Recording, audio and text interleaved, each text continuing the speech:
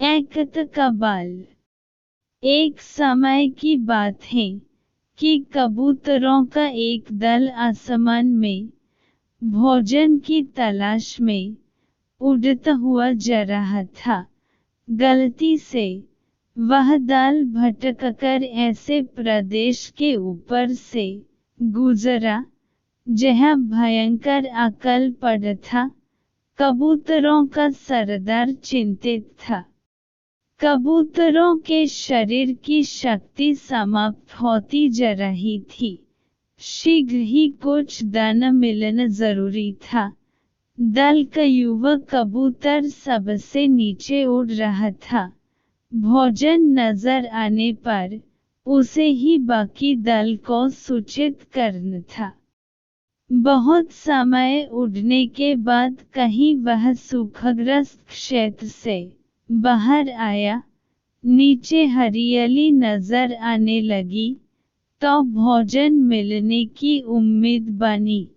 युवक कबूतर और नीचे उड़ान भरने लगा। तभी उसे नीचे खेत में बहुत सारा अन्न बिखरा नजर आया। चाचा, नीचे एक खेत में बहुत सारा दाना बिखरा पड़ा है, हम सबका पेट भर जाएगा। सरदार ने सूचना पाते ही कबूतरों को नीचे उतरकर खेत में बिखरा दाना चुनने का आदेश दिया। सारा दल नीचे उतरा और दाना चुनने लगा। वास्तव में वह दाना पक्षी पकड़ने वाले एक बहेलिये ने बिखेर रखा था। ऊपर पेड़ पर तना था उसका जाल। जैसे ही कबूतर दल दाना चुगने लगा, जल उन पर आ गिरा। सारे कबूतर फंस गए। कबूतरों के सरदार ने माथा पीटा, यह तो हमें फंसने के लिए फैलाया गया जाल था। भूख ने मेरी अक्ल पर पर्दा डाल दिया था। मुझे सोचना चाहिए था कि इतना अन्न बिखरा होने का कोई मतलब है। अब पछताए होत क्या जब चिड़िया चुग गई खेत। एक कबूतर रोने लगा, हम सब मरे जाएंगे।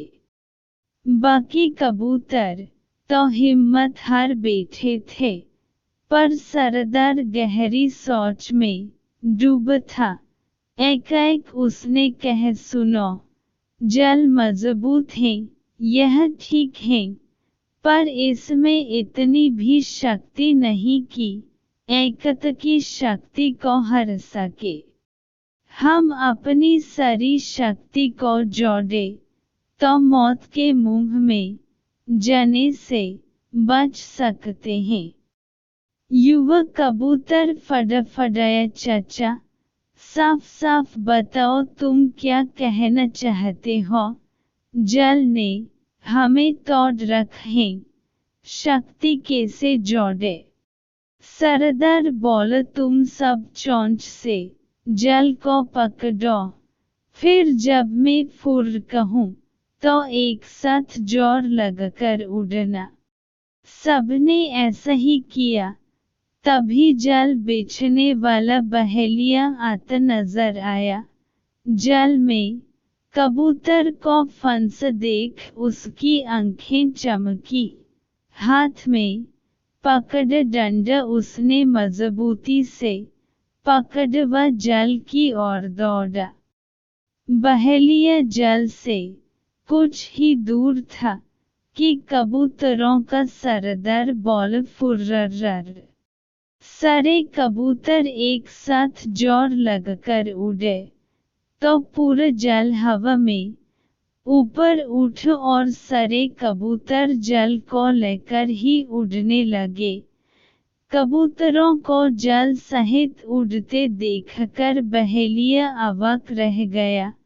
कुछ संभला तो जल के पीछे दौड़ने लगा। कबूतर सरदार ने बहेलिये को नीचे जल के पीछे दौड़ते पाया। तो उसका इरादा समझ गया।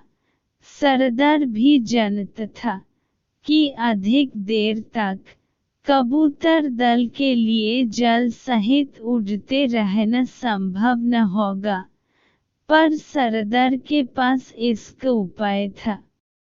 निकट ही एक पहाड़ी पर बिल बनकर उसका एक चूहा मित्र रहता था।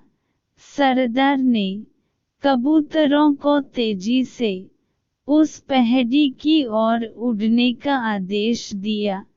पहाड़ी पर पहुंचते ही सरदार का संकेत पाकर जल समेत कबूतर चूहे के बिल के निकट उतरे। सरदार ने मित्र चूहे को आवाज दी। सरदार ने संक्षेप में चूहे को सारी घटना बताई और जल काटकर उन्हें आजाद करने के लिए कहा। कुछ ही देर में चूहे ने वह जल काट दिया।